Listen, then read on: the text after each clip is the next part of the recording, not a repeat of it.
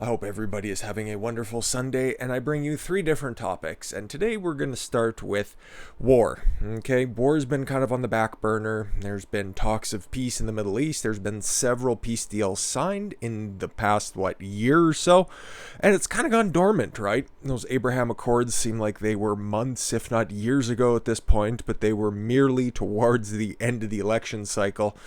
And we've got the upcoming troop removal on May 1st, which I have my doubts about, but because if there's been anybody who's been more on the side of war over the past 48 years, I don't think that there's a name that comes up first besides that of Joe Biden. And why do I think that's not going to be the case? Well, the Epoch Times has this exclusive story, right? Showing how there's a globalization effort for the Afghani military. It's a very interesting read, but there's also a couple of little red flags that I seen when I was reading this. It's quite a long article. It's very good. I will link it as well if you guys would be interested. So ahead of May 1st troop withdrawal from Afghanistan, the country's ambassador to India told Epoch Times in the exclusive interview that the withdrawal of troops shouldn't be time-bound, as the Afghans are fighting international terrorism, not a civil war. See what I mean here? It's shifted, right? Remember, the entire point of going into Iraq in 2004, 2003 was weapons of mass destruction,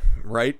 And then we all found out that that was a complete and utter fabrication by the deep state, CIA, FBI, everybody who was involved, the DOD. That was complete garbage. And then it shifted to, Saddam Hussein is such a terrible tyrant, we have to overthrow him. We have to build peace in the Middle East.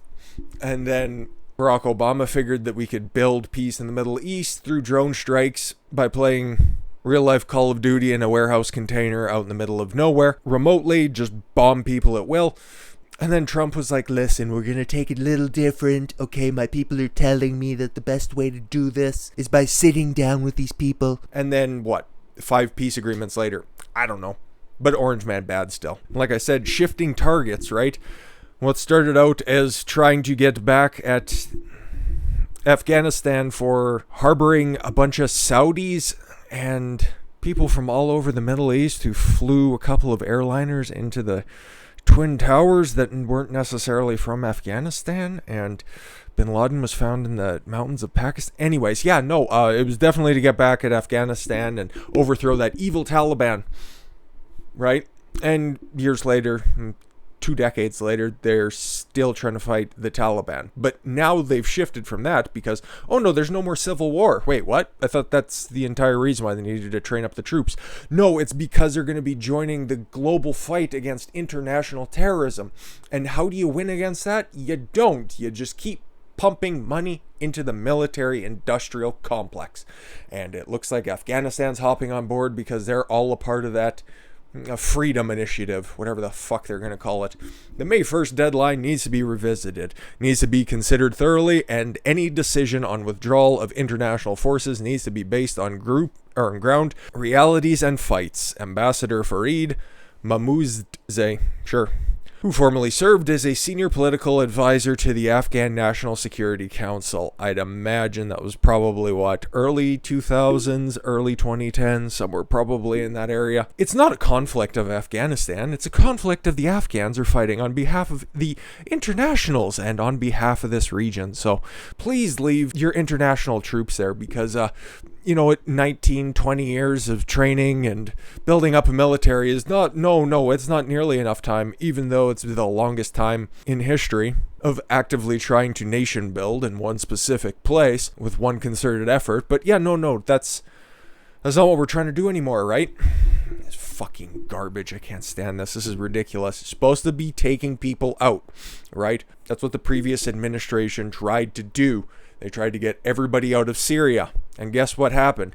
The advisors who were looking after Syria in the Department of Defense lied to the president about the amount of troops that were there. And then what did Biden do? I think about a month ago. Has it been that long since he dropped a couple of bombs? Killed a bunch of people? Return back to normalcy? And that's what we have this guy here doing, Fareed. We need to revisit that deadline. Don't be so hasty. 19 years isn't long enough. So it's tough to say, right? Because Afghanistan, if you look at the world map, it's quite a good strategic base, right? Because you got, okay, all the interests that are going on in Syria. You got Iran over there.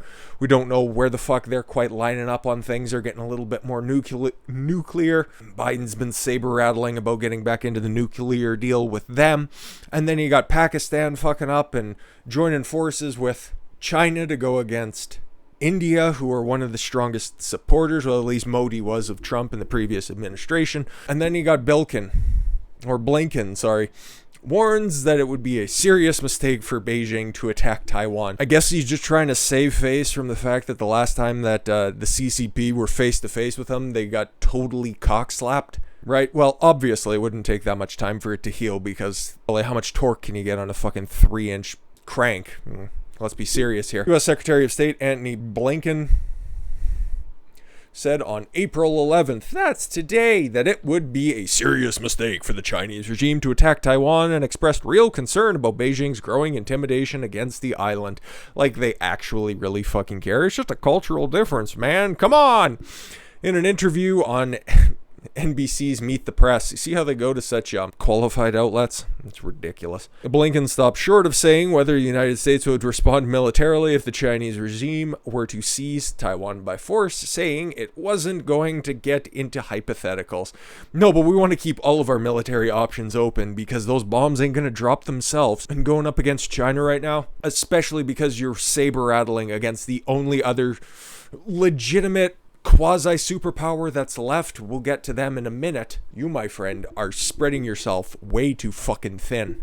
This is dangerous. This is like legitimate stuff. And all I can tell you is that we have a serious commitment to Taiwan being able to defend itself, just not any of the corporations that are bound stateside, right? Like you had anybody expressing any sort of free Taiwan, free Hong Kong messaging in 2019, even though it seems like a decade ago, right? They started to do that stuff and you had what? The NBA meddle and eventually get Daryl Morey, GM of the Houston Rockets, one of the most successful general managers in NBA, fired from the Houston Rockets.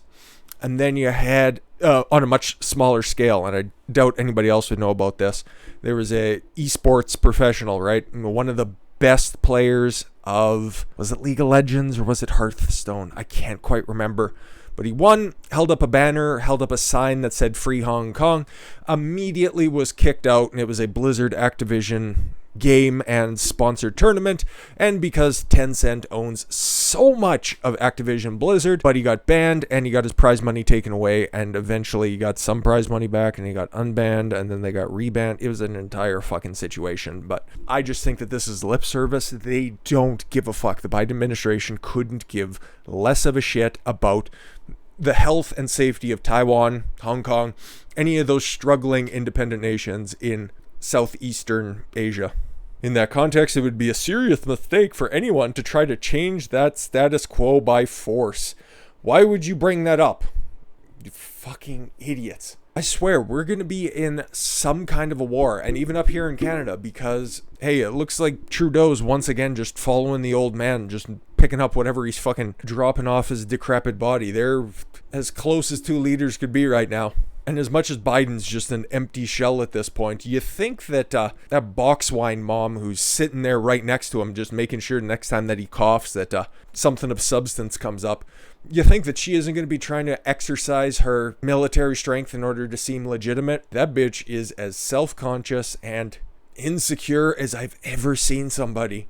Whenever she's questioned, you know, it's always that creepy cackle, and I won't do it because it is Sunday and I want to give everybody a little bit of civility today. And the way that she always goes to these sycophantic outlets that will just fluff her up and never press her on anything, that is the sign of somebody who does not want to have their ideas challenged. And that's not the only place that the United States, well, the Biden administration is saber-rattling. This one is a little bit older. Navy warships could head into the Black Sea as Russia-Ukraine tensions escalate. That's why I say that it's fucking retarded for them to be going after the CCP in China right now. Because they're also trying to saber-rattle against fucking Russia because they cannot let go of Russiagate. They got caught with their hand in the cookie jar long after this all happened. It was a Hillary Clinton op. It was described in the memo by James Ratcliffe that was sent to Lindsey Graham. After all of that Russiagate stuff, oh, Trump is colluding with Putin. They've got to keep up that same fucking charade because they can never admit that they were wrong. And they're going to lead somewhere. Somewhere they got to create some war. Let's get to this. The United States Navy is reportedly considering moving 2 ships into the Black Sea after Russia announced that it was sending 10 vessels there amid a buildup of forces near Ukraine. Navy ships could be headed to the Black Sea in the next few weeks, CNN reported Thursday. The move is meant to show support for Ukraine as Russian troops assemble near the country's eastern border, an unnamed defense official told the outlet. The Navy maintains a regular presence in the Black Sea, said Lieutenant Commander Matthew Coomer, a spokesman for U.S. 6th Fleet, though he declined to respond to questions about whether any ships are headed there now. As a matter of policy, we do not discuss future operations or ship schedules. The Navy abides by the Montreux Convention, he added, which requires that Turkey be given 14 days' notice of plans to transit straits into the sea. The Middle East Eye, a London-based outlet that covers the region, reported Friday that the U.S. notified Turkey more than 2 weeks ago of plans to send 2 warships to the Black Sea. The ships, according to the outlet, will remain there until May 5th. That's a great way that it all fucking wraps up, right? Oh, we're just gonna have to revisit that drop-dead date of pull-out troops on May 5th in Afghanistan, right? Oh, the warships are just gonna be in the Black Sea until May 5th, right? They're setting up something. I don't like this. Nobody should like this. Nobody should be out there trying to create a conflict where the U.S. need not intervene. But we'll see, because in the coming days, it says right here, 1 U.S. warship will arrive on 14th of April and another on the 15th of April in the Black Sea, and they will leave on the 4th and 5th respectively. I'm sure they will, just like 15 days to flatten the curve, right? Why on earth would they do this? Well, them resources ain't gonna farm themselves. Take a look at this. Biden requests $53 billion defense budget. A slight increase. $38 billion increase over last year's defense budget. Oh, listen, man, this is another one that is peeling off a little bit more support to Biden's base, whatever you want to call those low information voters, however many are alive to hear the message. But as the Hill will spin it as just it's just a little bit of an increase. That's natural. Trust me, don't look at anything behind the numbers. I just showed you 3 instances where the United States are trying to, or at least being called to make sure that their military might is still going to be there. So clearly the administration knows something. They wouldn't be making these veiled threats. They wouldn't be showing these little instances of force. They wouldn't be moving their troops where they need not go and requiring a little bit more money in order to maintain the status quo. They're working towards something. I don't like it.